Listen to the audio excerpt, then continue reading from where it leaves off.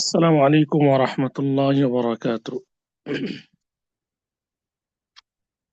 إن الحمد لله نحمده ونستعينه ونستغفره ونؤمن به ونتوكل عليه ونعوذ بالله من شرور أنفسنا ومن سيئات أعمالنا. من يهد الله فلا مضل له ومن يضلله فلا هادي له، وأشهد أن لا إله إلا الله وأشهد أن محمدا عبده ورسوله. أما بعد، فإن خير الحديث كتاب الله، وخير الهدي هدي محمد صلى الله عليه وسلم، وشر الأمور محدثاتها، وكل محدثة بدعة، وكل بدعة ضلالة، وكل ضلالة في النار. أعوذ بالله من الشيطان الرجيم. بسم الله الرحمن الرحيم. يا بني آدم قد أنزلنا عليكم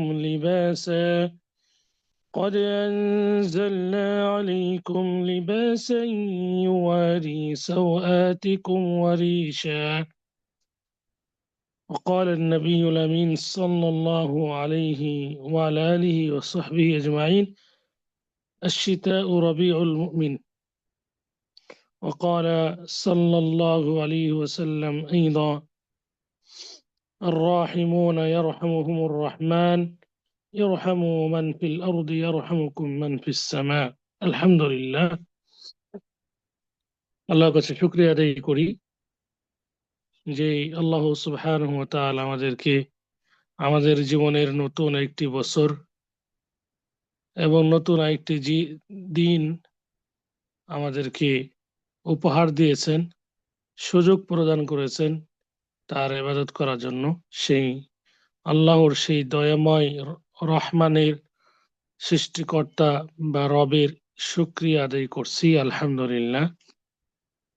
সালাত ও সালাম বর্ষিত হোক প্রিয় নবী, শেষ নবী মুহাম্মদ বিন আবদুল্লাহর প্রতি। আল্লাহুম্মা সাল্লি ওয়া সাল্লিম ওয়া বারিক আলা আবদিকা ওয়া হাবিবিকা মুহাম্মদ ইবনে আবদুল্লাহ ওয়া আলা আলিহি ওয়া সাহবিহি আজমাইন। সম্মানিত উপস্থিতি, দিনী মা ও বোনেরা, আপনারা অনেকক্ষণ থেকে ধৈর্য সহকারে বিষয়ভিত্তিক আলোচনা শুনে আসছেন। এতক্ষণ সময় ব্যয় করেছেন বিধায় ধন্যবাদ জানাচ্ছি এবং কৃতজ্ঞতা প্রকাশ করার পাশাপাশি দোয়া করছি আল্লাহ আপনাদের এই সময়টুকু কবুল করুন এবং নাজাতের ওসিলা বানিয়ে দিন, আমিন। প্রিয় দিনী বোনেরা, আপনারা অবগত আছেন আজকে হালাকার শেষ অধিবেশনের আমার আলোচ্য বিষয় শীতকালের ফজিলত, আমল এবং শীতকালে আমাদের কি করণীয়। শীতকালে আমাদের কি করণীয় বিষয়টিকে সামনে রেখে, নির্ধারিত বিষয়টি সামনে রেখে কিছু কথা বলেই আজকের নসিহামূলক কথা শেষ করব। আমা তৌফিক ইল্লা বিল্লাহ, আলাইহি তাওয়াক্কালতু ওয়া ইলাইহি উনীব। শীতকাল আমরা, বিশেষ করে বাংলাদেশি যারা রয়েছি, তারা শীতকালে আমরা অবস্থান করছি। ষড় ঋতুর যে অন্যতম ঋতু শীতকাল, বাংলাদেশের 6টি ঋতু অন্যতম শীতকাল। শীতকালে আমরা এখন বিভিন্ন সুযোগ সুবিধা অসুবিধার মধ্যে দিয়ে পার করছি। তবে সর্বোপরি শীতকাল আল্লাহর নিয়ামত, এটা মুমিনগণ এটা স্বীকার করে এবং সেই অনুযায়ী সেই সময়টুকু কাজে লাগায়। শীতকাল অত্যন্ত গুরুত্বপূর্ণ একটি কাল, মৌসুম, যে মৌসুমে আল্লাহর নৈকট্য অর্জন করা একেবারে সহজ। যাদের আল্লাহ তাওফিক দান করেছেন, করবেন, তাদের জন্য এটি হচ্ছে একটি গনিমত, একটি সুবর্ণ সুযোগ জান্নাত হাসিল করার, কল্যাণমূলক কাজ করার। শীতকাল সকলের জন্যই উপকারী এমনটি আবার নয়। আল্লাহ যাদেরকে তাওফিক দিয়েছেন উপকার অর্জন করার জন্য, তাদের জন্য উপকার। তাদের জন্য উপকারী, বিশেষ করে যারা সুস্থতার নিয়ামতে রয়েছেন তাদের জন্য উপকারী। যারা অসুস্থতার মধ্যে রয়েছেন, যেমন ডায়াবেটিক সহ অন্যান্য রোগ, তাদের জন্য শীতকাল অত্যন্ত কঠিন একটি মৌসুম, কঠিন একটি কাল। সর্বোপরি সুস্থতা সুস্থতার যে নিয়ামত আল্লাহ যাদেরকে দিয়েছেন, তাদের জন্য বাস্তবেই বা প্রকৃত পক্ষেই এই শীতকাল একটি নিয়ামত, গনিমত, গনিমত আল বারিদা। আল্লাহ নবী সাল্লাল্লাহু আলাইহি সাল্লাম আশ-শিতা ও রবিউল মুমিন বলেছেন। অনুরূপভাবে আল্লাহ রাসূল সাল্লাল্লাহু আলাইহি সাল্লাম থেকে আহ, এই সম্পর্কে কিছু হাদিসও পাওয়া যায়। সাহাবায়ে কেরামগণ থেকেও, বিশেষ করে ওমর ইবনে খাত্তাব থেকেও এইভাবে এসেছে, আশ-শিতা ও গনিমাতুল আবিদিন। আব্দুল্লাহ বিন মাসউদ রাদিয়াল্লাহু তাআলা আনহু থেকেও সুন্দর শীতকাল সম্পর্কীয় একটি উক্তি এসেছে, মারহাবান বিশ-শিতা তানজিলু ফীহিল বারাকা। হাসান বসরি রাহিমাহুল্লাহ থেকেও এই ধরনের অত্যন্ত চমৎকার গুরুত্বপূর্ণ উক্তি এসেছে, নি'মা জামানুল মুমিনি আশ-শিতা। আমরা আজকে শীতকাল নিয়ে কথা বলবো। শীতকাল সংক্ষেপে বলবো, শীতকালের ফজিলত। শীতকালের অনেকগুলো ফজিলত রয়েছে।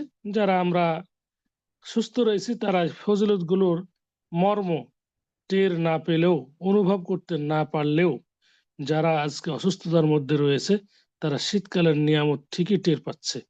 যে আমি কিভাবে টের পাচ্ছে, যে আমি এখনো অসুস্থ, যদি সুস্থ থাকতে পারতাম তাহলে কতই আমি ইবাদত করতে পারতাম।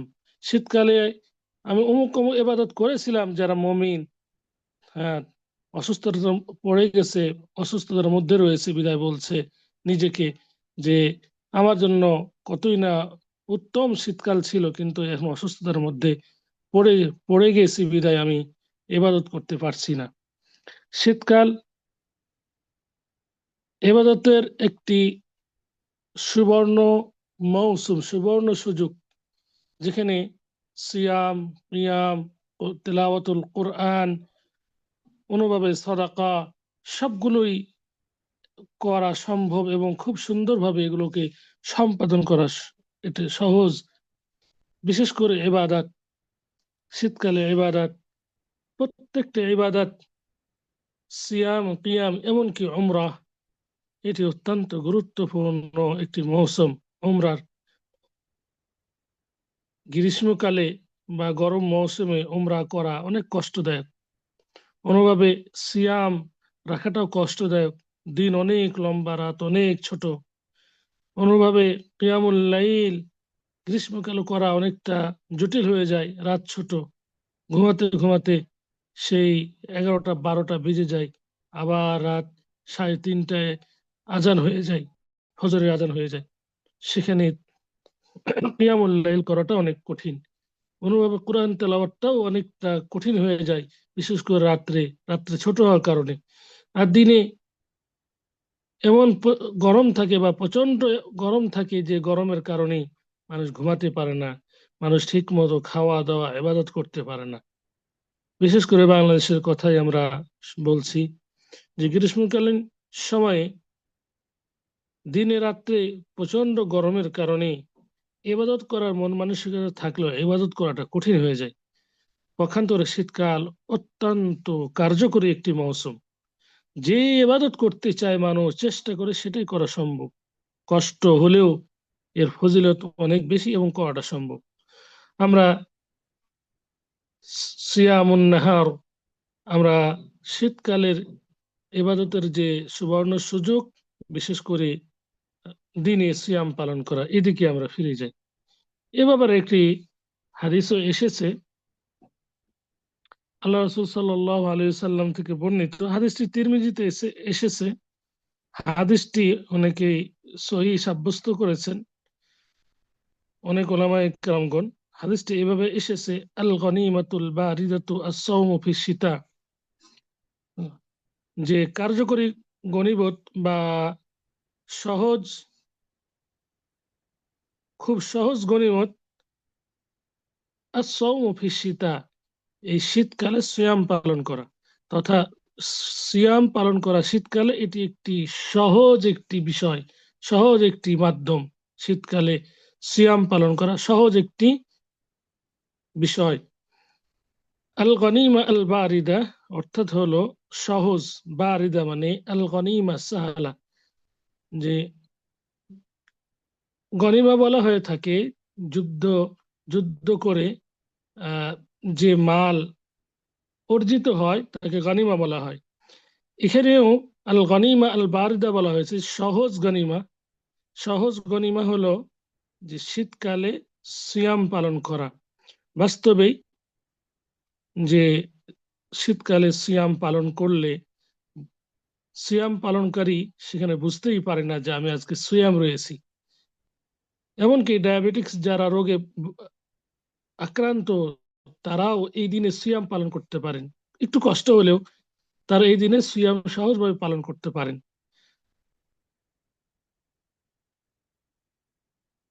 6:30 বা 5:25 আজান আজান হয় ফজরের। 5:25, 23, কোথাও একটু কম বেশ। আবার সূর্য অস্তমিত হয়ে যায় প্রায় 5:25 দিকে। এই অল্প একটু সময় পাওয়া যায় এই শীতকালে দিনের বেলায়। তো এই সময়টুকু আবার এমন ভাবে অতিক্রম হয় যে বাইরে সূর্য দেখা যাচ্ছে না, গুড়ি গুড়ি বৃষ্টির মতো কুয়াশা পড়ে, পিপাসায় এই সময় পিপাসায় মানুষ অনুভব করতে পারে না। এজন্য সিয়াম যদি পালন করা যায় সবচেয়ে হচ্ছে এটি উত্তম এবং সহজ একটি মাধ্যম হলো আল্লাহর নৈকট্য অর্জনের। সহজ। অনেক দিনই বোন আলহামদুলিল্লাহ এদিকে এগিয়ে আছেন, দিনী ভাইদের তুলনায় এগিয়ে আছেন। তারা প্রত্যেক সপ্তাহের আহ আহ, সোম এবং বৃহস্পতিবার এবং আইয়ামুল বিয়দ 13, 14, 15 এই 3 দিন তারা সিয়াম পালন করে থাকেন। তো সিয়াম পালন করা অত্যন্ত গুরুত্বপূর্ণ একটি ইবাদত এবং বিশেষ করে এই শীত মৌসুমে আল্লাহর নৈকট্য লাভের একটি সহজ একটি উপায়। আবার সিয়ামের পাশাপাশি কিয়ামুল লাইল, রাত্রে সলাত, রাত অনেক লম্বা, অনেক লম্বা। আমরা যদি এশারের সলাত আদায় করি 7:15, তো 7:15 বা অনেক আরো একটু আগেও ওয়াক্ত শুরু হয়ে যায়। কোথাও 7:30টায় জামাত শুরু হয়, কোথাও 8টায়। তো ধরে নিলাম 8টায় যদি জামাত আমরা যারা দেরিতে আদায় করি, 8টা, 8:30, 8:30 থেকে শুরু করে যদি আহ, 5টা পর্যন্ত, রাত 5টা পর্যন্ত আমরা হিসাব করি, অনেক লম্বা একটি সময়। অধিকাংশের মানে এই লম্বা সময়ে ঘুম ভেঙে যায় যে এতক্ষণ ঘুমালাম, 6 ঘন্টা, 7 ঘন্টা, 8 ঘন্টা, যেখানে অন্যান্য সময় গ্রীষ্মকালে 3 ঘন্টা সময় পাওয়া যেত না।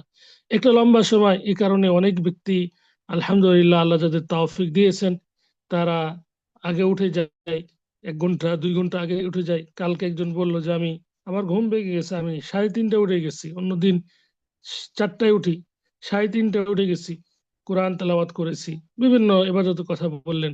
কতই চমৎকার একটি সুযোগ, উত্তম একটি মাধ্যম এই শীতকালে কিয়ামুল লাইল করা। কিয়ামুল লাইল অত্যন্ত গুরুত্বপূর্ণ আল্লাহ নৈকট্য লাভের একটি মাধ্যম।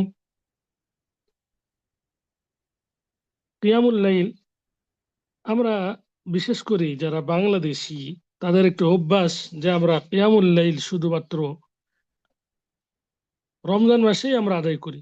অথচ কিয়ামুল লাইলটি একটি রিজিক বৃদ্ধি পাওয়ার অন্যতম একটি কারণ, যেটি আমাদের সার্বক্ষণিক বা সবসময় করা উচিত। অনুভাবে কিয়ামুল লাইল এমন একটি সময় আদায় করা হয়ে থাকে যে সময় আল্লাহ সুবহানাহু ওয়া তাআলা সর্বনিম্ন আকাশে এসে বান্দাদেরকে বলতে থাকেন যে কে গুনাহ করেছো আমার কাছে গুনাহের ক্ষমা চাও, আমি ক্ষমা করে দিব। কে ইস্তিগফার তলব করছে, আমি তাকে ক্ষমা করে দিব। এইভাবে বলতে থাকেন আল্লাহ সুবহানাহু ওয়া তাআলা, কার কি প্রয়োজন আমার কাছে চাও, আমি দিয়ে দিব। এই সময়টা অত্যন্ত গুরুত্বপূর্ণ, কার্যকরী একটি সময়। বিশেষ করে আমাকে সহ সকলকে নসিহত করছি এভাবে যে যদি আমরা কিয়ামুল লাইল আমরা করতে নাও পারি, তো কমপক্ষে রাত্রে যে সময়টি আমরা জেগে থাকি সেখানে যেন আমরা পক্ষে আল্লাহ জিকির আজকার করি, সুবহানাল্লাহ, আলহামদুলিল্লাহ, ওয়ালা ইলাহা ইল্লাল্লাহ, আল্লাহু আকবার, বা নিজের পাপের যে নিজের পাপের যে বিষয়গুলো, নিজের যে গুনাহগুলো করেছি সেগুলো আল্লাহর কাছে আমরা পেশ করে আমরা আল্লাহর কাছে যেন ক্ষমা চাই। কারণ রাত্রে অনেকেই এই ঠান্ডার কারণে, বিশেষ করে উম, এই ঠান্ডার কারণে কিয়ামুল লাইল করতে পারেন না। তো এটা সকলের জন্য একটি সুবর্ণ সুযোগ যে আমরা কম্বলের নিচে বা ল্যাপের নিচে থেকেও আল্লাহ জিকির আজকার আমরা করতে পারি। যে সময় আল্লাহ সুবহানাহু ওয়া তাআলা নিচে সর্বনিম্ন আকাশে এসে বলতে থাকেন, কে কি করেছো আমাকে, বা কে কি চাও, তোমাদের চাওয়ানুপাতে আমি দিব। তো এই সুবর্ণ সুযোগটি আমাদের হাতছাড়া করা আমাদের উচিত নয়। আমরা 2 রাকাত হলেও আমরা যাতে করি এই কিয়ামুল লাইলের অভ্যাস করি। কিয়ামুল লাইল অত্যন্ত গুরুত্বপূর্ণ একটি ইবাদত, পাশাপাশি সুস্থ থাকার অন্যতম একটি মাধ্যম। আমরা অনেকেই জানি না, বা অনেকেই জানি কিন্তু সেটাকে আমরা আমল করি না। রাত্রে যদি আমরা ঘুম আমরা দেওয়ার পরে যদি আমরা ফজরে যদি সালাত আদায় করতে করতে উঠি, তাহলে আমাদের শারীরিক দিকটাও আমাদের সুস্থ থাকবে। কারণ শুধু যদি বিছানায় শুয়ে থাকি তাহলে অসুখ বিসুখ চেপে ধরবে। আর যদি বিছানা ত্যাগ করি, আল্লাহর আদেশকে যদি আমরা পালন করার মাধ্যমে বিছানা ত্যাগ করি, তাতাজাফা জুনুবুহুম আনিল মাদাজি'i ইয়াদউনা রাব্বাহুম খাওফাও ওয়া তামাআন ওয়া মিম্মা রাযাকনাহুম ইউনফিকুন। যে আল্লাহ সুবহানাহু ওয়া তাআলা মুমিনদের যে গুণাবলী বলেছেন, যে তাতাজাফা জুনুবুহুম আনিল মাদাজি'i, বিছনা থেকে তারা তাদের পার্শ্বদেশকে, শরীরকে দূরে রাখে, ইয়াদউনা রাব্বাহুম খাওফাও ওয়া তামাআ, ভয় ভীতি এবং আশায় তারা আল্লাহকে ডাকে। ভয় ভীতি, জাহান্নামের ভয়ে আল্লাহকে আহ্বান করে, আল্লাহ, হে আল্লাহ, জাহান্নাম থেকে আমাকে মুক্তি দাও। এবং আশায়, জান্নাতের আশায় তারা আল্লাহকে আহ্বান করে, আল্লাহ আমাকে জান্নাতুল ফিরদাউসের উত্তর দিকে বানিয়ে দাও। ওমিম্মা রাযাকনাহুম ইউনফিকুন, এবং আল্লাহ প্রদত্ত যে নিয়ামত সেটা থেকে তারা যারা ব্যয় করে তারাই হচ্ছে মুমিন। তো অত্যন্ত গুরুত্বপূর্ণ একটি মাধ্যম সুস্থ থাকার, ইবাদতের, এই কিয়ামুল লাইল। তো অতএব আল্লাহ সুবহানাহু ওয়া তাআলার নিকট আমরা আহ, চাবো, তাওফিক কামনা করব। তাওফিক না হলে সম্ভব নয় কিয়ামুল লাইল সহ অন্যান্য ইবাদত করা। হে আল্লাহ, আমাদেরকে তুমি তাওফিক প্রদান করো, আমাদেরকে সৎ ব্যক্তিদের অন্তর্ভুক্ত করে দাও, কিয়ামুল লাইল করার তৌফিক দান করো। প্রিয় উপস্থিতি, অনুরূপভাবে কোরআনুল কারীম তেলাওয়াত করা এই মৌসুমে অত্যন্ত কার্যকরী একটি সময়, অত্যন্ত গুরুত্বপূর্ণ একটি সময়। আমরা যদি ইচ্ছা করি তাহলে আমরা রাত্রে একটা অংশ কোরআন তেলাওয়াত করতে পারি, এটা সম্ভব। শিখ কোরআনুল কারীম তেলাওয়াত করা কিংবা শিখার একটি মৌসুম। অনেক আলোচনা রয়েছে কোরআন কারীমের তাফসীর বুঝার জন্য, শিখার জন্য, অনুভাবে কোরআন কারীমের ভাষা জানার জন্য, কোরআন কারীম তেলাওয়াত শিখার জন্য অনেক কার্যকরী ওয়েবসাইট রয়েছে, ইউটিউব রয়েছে, আলোচনা রয়েছে। সেখান থেকে আলোচনা করে আমরা বিছানায় বসে বসে শুনতে পারি কোরআন কারীম। আমরা শোনার পাশাপাশি আমরা শিখে অপরকে শেখাতেও পারি। খায়রুকুম মান তাআল্লামাল কুরআন ওয়া আল্লামা, এই হাদিসকে আমরা বাস্তবায়ন করতে পারি। আর এই হাদিসকে বাস্তবায়ন করার অত্যন্ত গুরুত্বপূর্ণ একটি মৌসুম হলো মৌসুমের শীতা, এই মৌসুম। অনেক লম্বা সময় রাত্রে আমরা পার করছি। কিছু সময় শিখে আমাদের বাচ্চা কাচ্চাদেরকে আমরা শেখাতে পারি যে তোমরা শিখো। কিংবা আমরা বাচ্চা কাচ্চাদেরকে, নিজেদের বাচ্চাদেরকে যদি আমরা নিজে শিখাতে নাও পারি, কমপক্ষে ইউটিউব বা এই ধরনের যেগুলো মাধ্যম রয়েছে, যোগাযোগের মাধ্যম, সোশ্যাল মিডিয়া, তাদের মাধ্যমে আমরা আমাদের বাচ্চাদেরকেও কোরআন তেলাওয়াত শেখাতে পারি।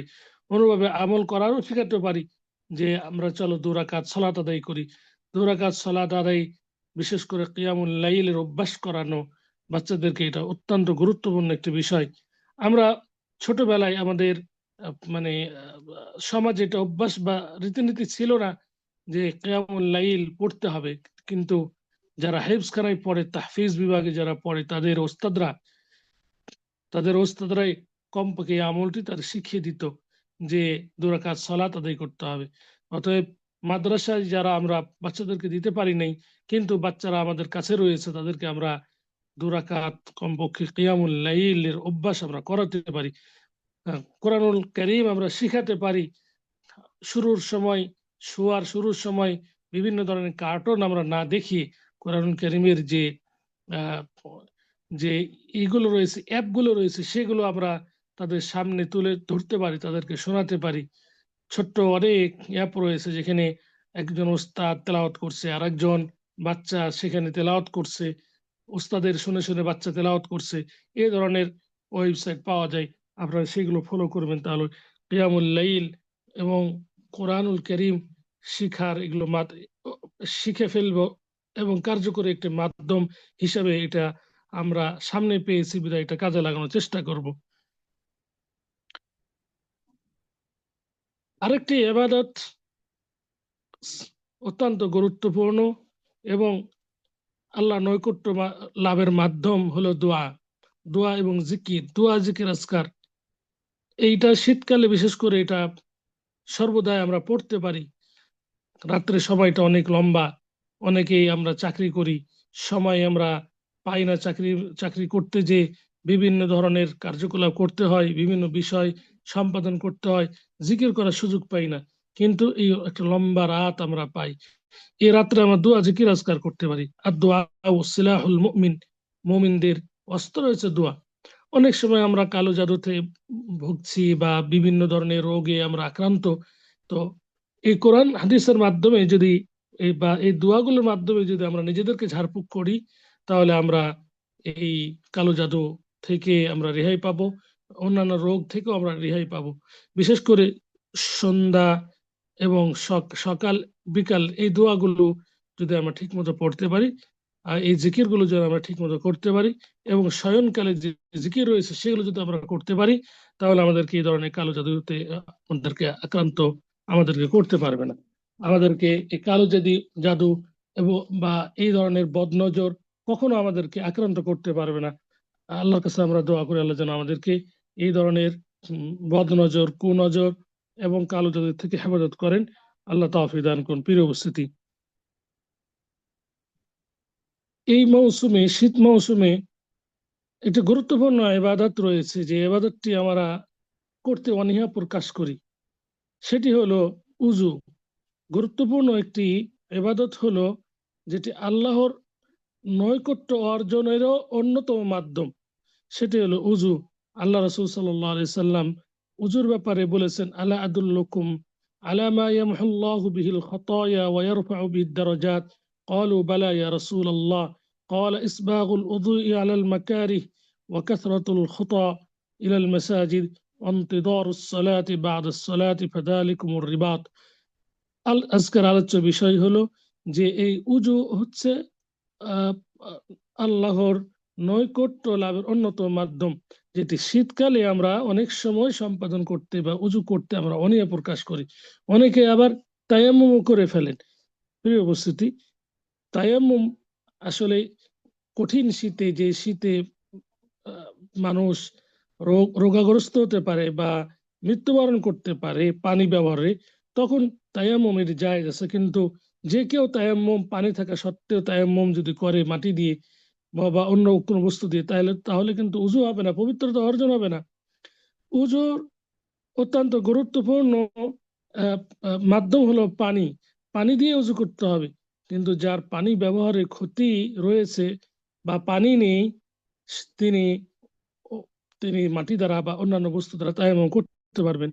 বিশেষ করে এই শীত মৌসুমে যারা উজু করেন, তাদের ব্যাপারে আল্লাহ রাসূল সাল্লাল্লাহু আলাইহি সাল্লাম বলেছেন যে, আলা আদুল্লুকুম আলা মা ইয়ামহুল্লাহু বিহিল খাতায়া, আমি কি তোমাদেরকে এমন একটি বিষয়ের সুসংবাদ দিব না, এমন একটি বিষয় জানিয়ে দিব না, যার মাধ্যমে আল্লাহ সুবহানাহু ওয়া তাআলা গুনাহ সমূহকে মোচন করে দেন, ওয়া ইয়ারফাউ বিহিদ দারাজাত, এবং তার মর্তবাকে, বান্দার মর্তবাকে যার মাধ্যমে উঁচু করে দেন। সাহাবায়ে কেরামগণ বললেন, হ্যাঁ আল্লাহ রসুল, আমাদেরকে এই বিষয়টি আপনি অবহিত করুন, জানিয়ে দিন। রাসূল সাল্লাল্লাহু আলাইহি সাল্লাম বলেন, ইসবাগুল উদুই আলাল মাকারিহি, কষ্ট হওয়া সত্ত্বেও উজু পরিপূর্ণ করা। এখানে ওলামায়ে কেরামগণ বলেছেন যে মাকারি শব্দটি, এটা হচ্ছে কষ্ট, যে কোনো কষ্ট হতে পারে, বিশেষ করে শীতের মধ্যে, কনকনে ঠান্ডার মধ্যে এটি উজুকে পরিপূর্ণ করা, এটি হলো বান্দার গুনাহমোচনের অন্যতম একটি মাধ্যম, বান্দার মানকে বৃদ্ধির অন্যতম মাধ্যম। তাহলে এই শীত মৌসুমে কষ্ট হওয়া সত্ত্বেও যদি পরিপূর্ণ আমরা উজু করতে পারি, তাহলে আল্লাহ সুবহানাহু ওয়া তাআলা আমাদের এই গুনাহ সমূহকে মোচন করে দিবেন, আমাদের মর্যাদাকে বৃদ্ধি করে দিবেন।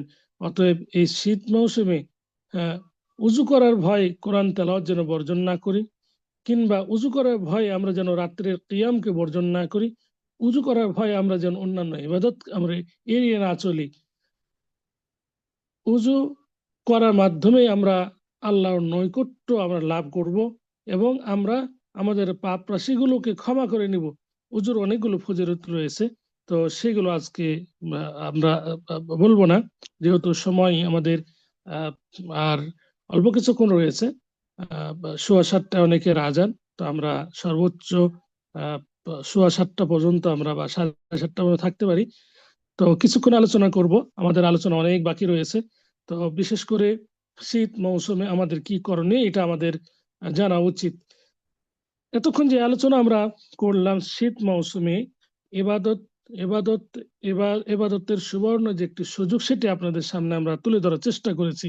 কোরআন তেলাওয়াত, কিয়ামুল লাইল, অনুভাবে সিয়াম পালন করা, এগুলো হচ্ছে এই শীত মৌসুমে একটা সুবর্ণ সুযোগ আল্লাহর, এগুলোর মাধ্যমে আল্লাহর নৈকট্য অর্জন করা। আল্লাহর বিশেষ রহমত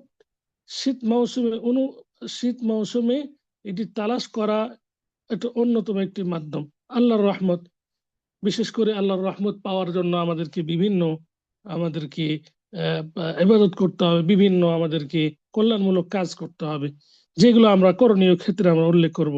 আল্লাহর রহমত পেতে হলে অবশ্যই এই শীত মৌসুমকে কাজে লাগাতে হবে। মনে রাখবেন যে আল্লাহ রসুল সাল্লাল্লাহু আলাইহি ওয়াসাল্লাম বলেছেন, নি'মাতানি মাগবুনুন ফীহিমা কাসীরুম মিনান নাস, আস-সিহহাতু ওয়াল ফারাগ। যে দুটি নিয়ামত রয়েছে, অধিকাংশ মানুষ যে দুটি নিয়ামত সম্পর্কে উদাসীন, সেটি হলো আস-সিহহা ওয়াল ফারাগ, সুস্থতা এবং অবসরতা। এই সুস্থতার যারা অধিকারী আমরা রয়েছি, আমরা এই সমস্ত ইবাদত গুলো আমরা শীত মৌসুমে আমরা বেশি করতে পারি। এটা আমাদের উচিত, এই সুস্থতাকে কাজে লাগানো। আল্লাহ রসুল সাল্লাল্লাহু আলাইহি সাল্লাম আমাদেরকে সতর্ক করেছেন, অধিকাংশ মানুষ উদাসীন, আমরা যেন এই অধিকাংশ মানুষের কাতারে না পড়ি, আমরা যেন মুমিনের কাতারে পড়ি, যারা এই মৌসুমকে কাজে লাগায়, এই সিহাতকে, সুস্থতাকে যারা কাজে লাগায়। সুস্থতা অত্যন্ত গুরুত্বপূর্ণ আমাদের জীবনের একটি অঙ্গ। যারা অসুস্থ না হলে এই সুস্থতাকে বুঝতে পারি না আমরা। অধিকাংশ মানুষ আমরা সুস্থতাকে নিয়ামত স্বরূপ নিতে পারি না, তখনই আমরা সুস্থতার মর্যাদা বুঝি যখন আমরা অসুস্থ হয়ে যাই।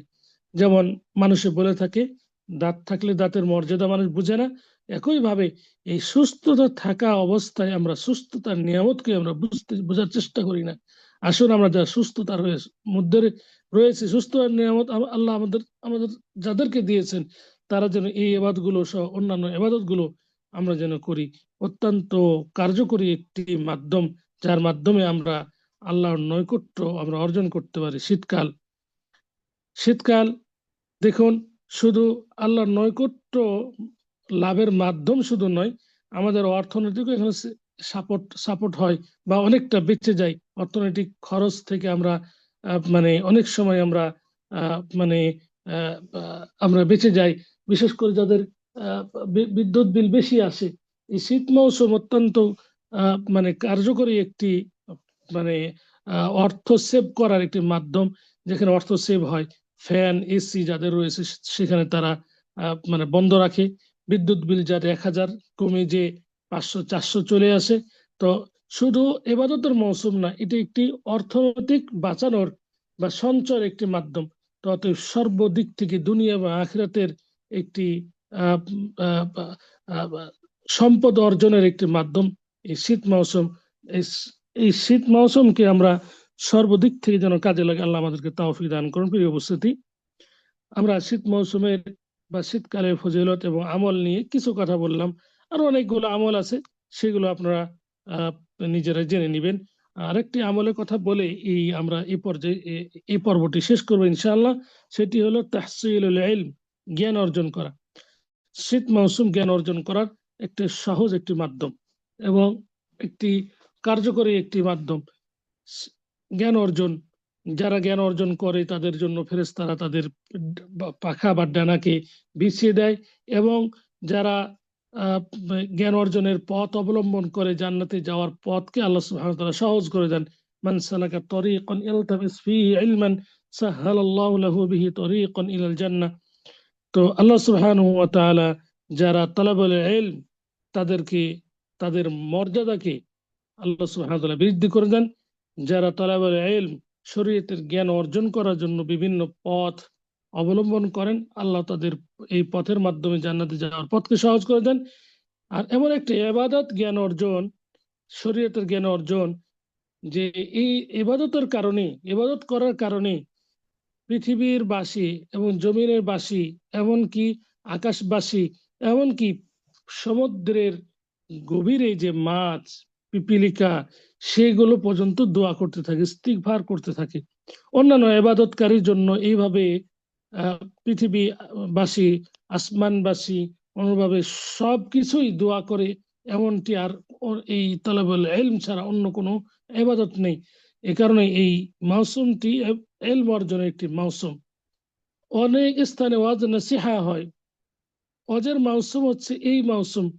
বিশেষ করে মানুষ নসিহা শোনার জন্য বিভিন্ন স্থানে গমন করে, এর মাধ্যমে সে জ্ঞান শিখতে পারে। কিন্তু দুঃখজনক হলো সত্য যে আজকালের যে ওয়াজ নসিহার প্যান্ডেল, সেখানে ওয়াজ নসিহা আর ঠিক মতো হচ্ছে না।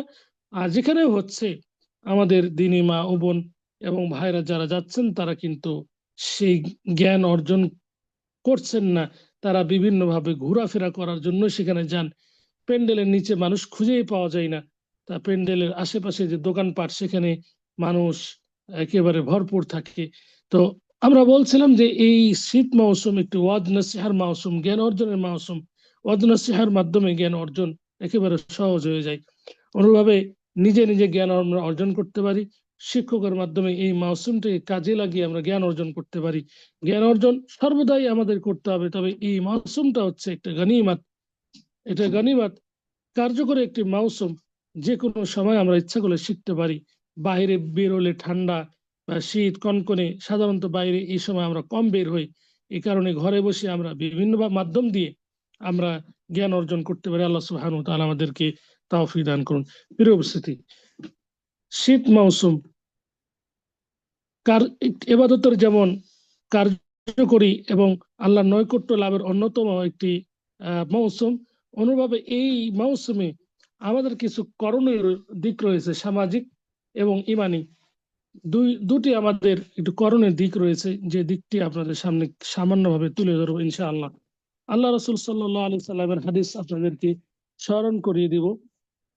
আল্লাহ রাসূল সাল্লাল্লাহু আলাইহি ওয়াসাল্লাম ইরশাদ করেছেন, মান নাফাসা আন মুমিনিন কুরবাতাম মিন কুরাবিদ দুনিয়া নাফাসাল্লাহু আনহু কুরবাতাম মিন কুরাবি ইয়াউমিল কিয়ামাহ ওয়া মান ইয়াসসারা আলা মু'সিরিন ইয়াসসারাহুল্লাহু আলাইহি ফিদ দুনিয়া ওয়াল আখিরাহ।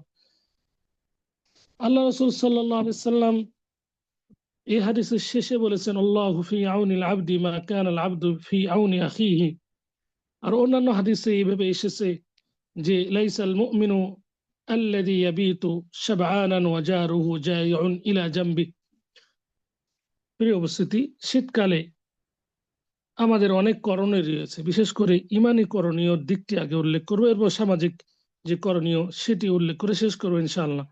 ইমানি এবং সামাজিক এই দুটিও দিক একসাথে পালন করা আমাদের সকলের দায়িত্ব। কারণ আমরা প্রত্যেকে দায়িত্বশীল। আলা কুল্লুকুম রাইন ওয়া কুল্লুকুম মাসউলুন আন রাইয়াতিহি। আল্লাহ আমাকে যে নিয়ামত দিয়েছেন সেই নিয়ামতের আমি দায়িত্বশীল। সেই নিয়ামতটি কিভাবে আমি মানে কিভাবে বাস্তবায়ন করব, কিভাবে আমি ব্যয় করব, সেই নিয়ামতটির ব্যবহার কিভাবে আমি করব, এটি আমি দায়িত্বশীল। কাউকে ছেলে দিলে, ছেলে সন্তান মেয়ে সন্তান দিলেও একটি নিয়ামত, কিভাবে তাকে তারবিয়ত দিবে, যেমন দায়িত্বশীল উনি, অনুভাবে আল্লাহ সুবহানাহু ওয়া তাআলা যাকে ধন সম্পদ দিয়েছেন তার উপরও দায়িত্ব রয়েছে। কি দায়িত্ব? ধন সম্পদ সে নিজের ক্ষেত্রে ব্যয় করবে এমনটি কিন্তু নয়। তার ধন সম্পদে ফকির ও মিসকিনের অফি আমওয়ালিকুম হাক্কুল লিসসাইলি ওয়াল মাহরুম, যে যাদের তোমাদের ধন সম্পদে যারা অভাবী, অভাবগ্রস্ত, অভাবী, ফকির, মিসকিন, তাদের হক রয়েছে। তো এই এই নিয়ামতের এই নিয়ামতটিকে আল্লাহ সুবহানাহু ওয়া তাআলা আপনাকে দিয়েছেন, অর্থনৈতিক নিয়ামত, এই নিয়ামতটি আপনাকে অবশ্যই এই সঠিক পন্থায় আপনাকে ব্যয় করতে হবে। এখন যে শীত শীত চলছে, আমার জানা মতে আর দেখা মতে ঢাকাতে এই ধরনের শীত অনেক দিন থেকে আমরা দেখি না। গ্রামগঞ্জের শীত এমন ভাবে পড়ছে যেটা কল্পনাকে হার মানাবে। যারা আমরা পূর্বাসায় আছি, যারা ঢাকা আমরা অধিবাসী, তারা আমরা গ্রামের যে শীত সেটা আমরা অনুভব করতে না পারলেও বর্তমান যে ঢাকার একটা পরিস্থিতি, যে আমরা শীতে আমরা যে এখন বসবাস করছি, সূর্য দেখা যাচ্ছে না, বা সূর্য দেখা গেলেও 12টার পরে, দুপুর 12টার পরে দেখা যাচ্ছে, অনুভাবে কুয়াশার কারণে আমরা 10 হাত দূর পর্যন্ত দেখতে পাচ্ছি না। এরকম আমার আহ, আহ, চলাফেরা জীবনে ঢাকাতে বসবাসকালে আমি দেখি নাই এত কুয়াশা এবং এত শীত। কিন্তু আমাদের উত্তরবঙ্গে এটা তো প্রত্যেক বছর শীত বা এই ধরনের কুয়াশা পড়ে থাকে, যার কারণে সূর্য দেখা যায় না 1 সপ্তাহ 2 সপ্তাহ। কিন্তু ঢাকাতে যে শীত, এই শীতটা অত্যন্ত আহ, মানে কনকনে এবং আহ, আহ, একেবারে অসহনীয় পর্যায়ে শীত ঢাকাতেও এবার পড়েছে। তো যাদের অর্থনৈতিক রয়েছে তারা দুইটা তিনটা কম্বল বা অনুরূপভাবে হিটার ব্যবহার করছেন। কিন্তু আমাদের যে ইমানে একটা দায়িত্ব রয়েছে, অনুভাবে সামাজিক যে আমাদের দায়িত্ব রয়েছে, যে আমার পার্শ্ববর্তী অবহেলিত রাস্তায় পড়ে আছে এই ধরনের মানুষ, কিংবা যারা তলাবুল ইলম, গরিব মিসকিন অসহায়, এদের বাচ্চা যারা মাদ্রাসায় পড়ছে বা বিভিন্নভাবে যারা ফুটপাতে বসবাস করছে, তাদের কি হচ্ছে আমরা যদি এটি লক্ষ্য না করি, তাহলে আল্লাহর এই নিয়ামতের হিসাব আমাদের কাছ থেকে নেবেন। ওয়ালা তুসআলুন্না ইয়াউমাইযিন আনিন নাঈম, প্রত্যেকটি নিয়ামতের হিসাব আল্লাহ সুবহানাহু ওয়া তাআলা আমাদের কাছ থেকে নেবেন। প্রত্যেকটি নিয়ামতের সম্পর্কে আমাদেরকে জিজ্ঞাসা করবেন। তো এই শীত মৌসুমে আমাদের একটি করণীয় রয়েছে, যে আমাদের এই সম্পদ, এই নিয়ামত যেটা আল্লাহ আমাকে দিয়েছেন, এই নিয়ামতটি যেন আমি মানুষের মাঝে আমি যেন বিলিয়ে দিই। দেখে দেখে খুঁজে খুঁজে যেন আমি বের করে অসহায় যারা রয়েছে তাদেরকে আমরা যেন পোশাক, বিশেষ করে পোশাক আমরা যেন এই সময় তাদেরকে প্রদান করি। যার জ্যাকেট নেই বা সোয়েটার নেই, তাকে আমরা যেন জ্যাকেট বা সোয়েটার প্রদান করি। যার কম্বল নেই তাকে আমরা যেন কম্বল দেওয়ার চেষ্টা করি।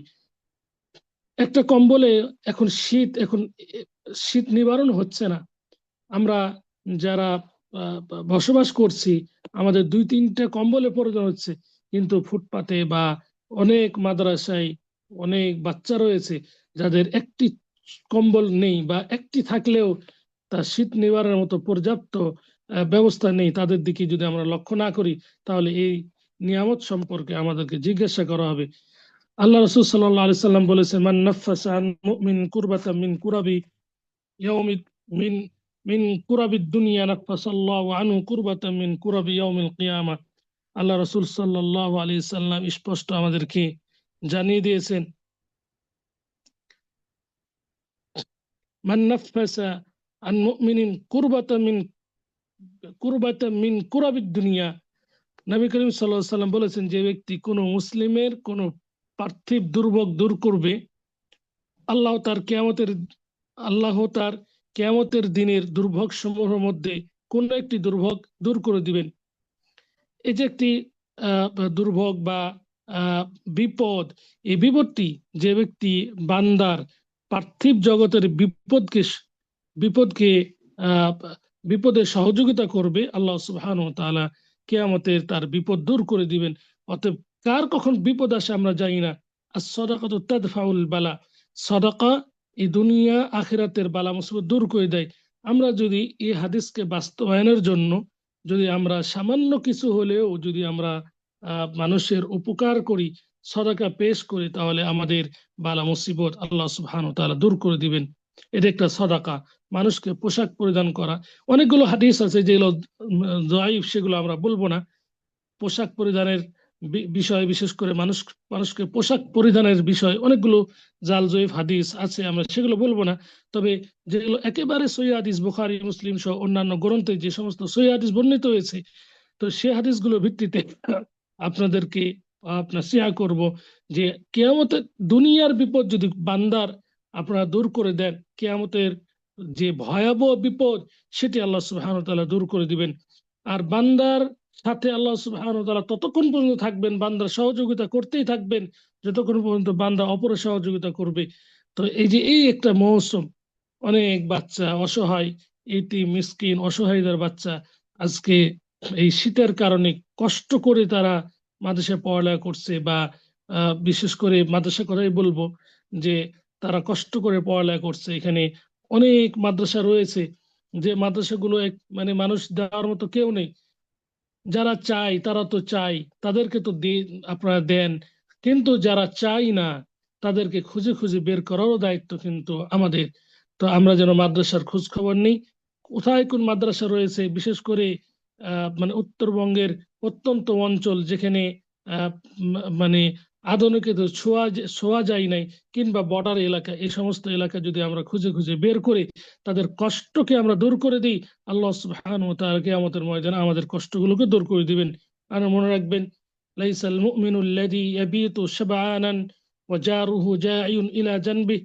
আল্লাহ রাসূল সাল্লাল্লাহু আলাইহি সাল্লামের এই হাদিস যে ওই ব্যক্তি মুমিন নয় যে পেট পরিপূর্ণ করে খায় অথচ তার প্রতিবেশী, তার পাশে যারা অবস্থান করে তারা ভোকায় অবস্থান করছে, তার ক্ষুধায় তারা জীবনযাপন করছে, তবে ওই ব্যক্তি মুমিন নয়। তাহলে এই হাদিস শুধু খাবার ক্ষেত্রেই প্রযোজ্য নয়, যে কোনো ক্ষেত্রে আমি 5টা কম্বল নিয়ে ঘুমাচ্ছি বা হিটার নিয়ে ঘুমাচ্ছি, অথচ আমার পার্শ্ববর্তী জানাশোনা ব্যক্তি, তার একটি কম্বল নেই, তার তো হিটার দূরের কথা, তার বাড়ির কোনো ঠিক ঠিকানা নেই। অনেক বাড়ি রয়েছে, বিশেষ করে দিনাজপুর, ঠাকুরগাঁও, কুড়িগ্রাম, এইসব অঞ্চল, রংপুর বিভাগের, যে সেখানে পলিথিন দিয়ে তারা কেবল মোড়ের পলিথিন পেঁচানো ভাবে তারা মানে ঘরের মধ্যে বসবাস করে। কোথায় তাদের হিটার, কোথায় তাদের মানে কারেন্ট, কোনো কিছুই নেই। এই সমস্ত ব্যক্তিদেরকে আমরা খুঁজে খুঁজি, যারা হকদার তাদেরকে যদি আমরা আজকে সহযোগিতা করি, তাহলে আল্লাহ সুবহানাহু ওয়া তাআলা আমাদেরকে কিয়ামতের ময়দানে ভয়াবহ থেকে আমাদের রক্ষা করবেন। বিশেষ করে একটা বিষয় না বললেই নয়, যেটা আমাদের করণীয়ের মধ্যে পড়ে, সেটি হলো যে আল্লাহ রাসূল সাল্লাল্লাহু আলাইহি সাল্লাম হাদিসকে বাস্তবায়ন করা। আল্লাহ রাসূল সাল্লাল্লাহু আলাইহি সাল্লাম ইতিমের ব্যাপারে অত্যন্ত ফজিলতপূর্ণ একটা হাদিস আমাদেরকে বা একটা মেসেজ আমাদেরকে প্রদান করেছেন। আল্লাহ রাসূল সাল্লাল্লাহু আলাইহি সাল্লাম বলেছেন, আনা ওয়া কাফিলুল ইয়াতীম কাহাতাইনি ফিল জান্নাহ। আমি এবং এতিম প্রতিপালনকারী জান্নাতে পাশাপাশি বসবাস করব। কাহাতাইনি, আল্লাহ রাসূল সাল্লাল্লাহু আলাইহি সাল্লাম তার দুইটি আঙ্গুল ইশারা করে বলেছেন, মধ্যমা এবং শাহাদাতের আঙ্গুল, যে একেবারে পাশাপাশি বসবাস করব। এতিম এতিম এতিম অনেক রয়েছে, বিভিন্ন স্থানে এতিম রয়েছে, যারা আমরা এতিম প্রতিপালন করি। আহ বিশেষ করে তাদেরকে লক্ষ্য করে বলবো যে এই মৌসুমে এই মৌসুমে এতিমদের পোশাক যদি আহ, আহ, থেকেও থাকে, তাদের খোঁজ খবর নিয়ে যাতে করে তাদের ফ্যামিলিকে আমরা কমপক্ষে সাপোর্ট দিতে পারি। অনেকে আমরা এতিমকে শুধু সাপোর্ট দিই, কিন্তু তার মা যে বিধবা পড়ে আছে সেটাকে আমরা অনেক সময় আমরা ভুলে যাই। তো এতিমের প্রত্যেক বছর যদি আমরা এতিমদেরকে একটা পোশাক দিতে পারি, এটা মানে ভালো হবে। বা আমরা এতিমের যে দায়িত্ব পালন করা সেটার মধ্যে আমরা পড়ে যাব ইনশাল্লাহ। বিশেষ করে অনেকে আপনারা এতিমের দায়িত্ব নিয়েছেন, বিভিন্ন স্থানে এতিমের দায়িত্ব নিয়েছেন, তাদেরকে লক্ষ্য করে বলছি যে আপনার এতিমের পোশাকের বিষয়টা আপনার অত্যন্ত গুরুত্ব সহকারে একটু খোঁজ খবর নেবেন। অনেক এতিম রয়েছে পোশাক ছোট হয়ে গেছে বা হারিয়ে গেছে, ছিঁড়ে গেছে। হ্যাঁ, তারা কিন্তু বলে না, তাদের অভিভাবক যারা শিক্ষক তারাও কিন্তু বলে না যে পোশাকটা ছিঁড়ে গেছে বা ছোট হয়ে গেছে।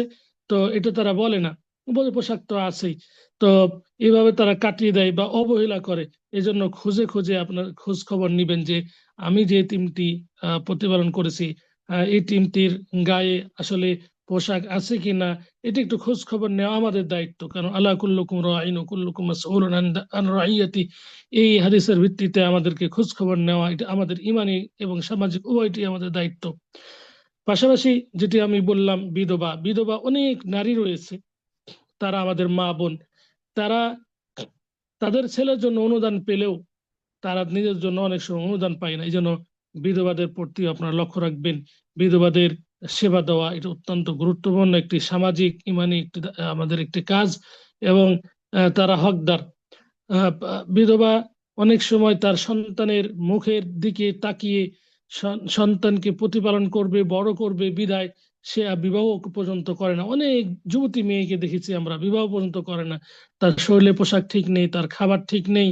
তাদের প্রতি যদি আমরা একটু লক্ষ্য রাখি, যারা আমরা বিশেষ করে এতিমের দায়িত্ব নিয়েছি, তাদের তাদের একটু আমি মনে করি যে একটু মানে খোঁজ খবর নেওয়া একটি সমচন, যে যে তোমার আম্মু কি করে, বা তার তার মাতার সাথে একটু যোগাযোগ করে বিষয়টিকে একটু মানে সমাধা করা।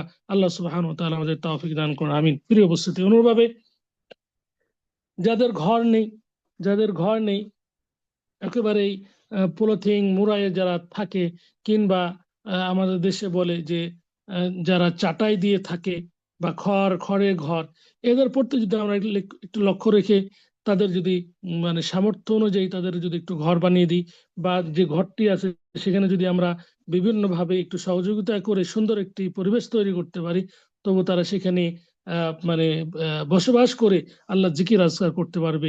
প্রিয় উপস্থিতি, স্মরণ করিয়ে দিচ্ছি, যারা গরিব তারাই কিন্তু এবাদতের ক্ষেত্রে তারা আমাদের অনেক অগ্রগামী। তারা কিন্তু অনেক আগেই ধনীদের আগে জান্নাত যাবে, এটা আমরা সকলেই জানি।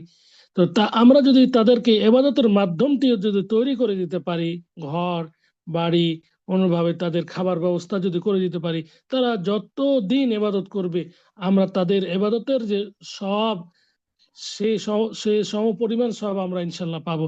অতএব আপনারা যাদেরকে আল্লাহ সুবহানাহু ওয়া তাআলা এই নিয়ামত দিয়েছেন, বিশেষ করে অর্থনৈতিক এই নিয়ামতটিকে আপনারা আহ, এই সময়ে সঠিকভাবে কাজে লাগানোর চেষ্টা করবেন।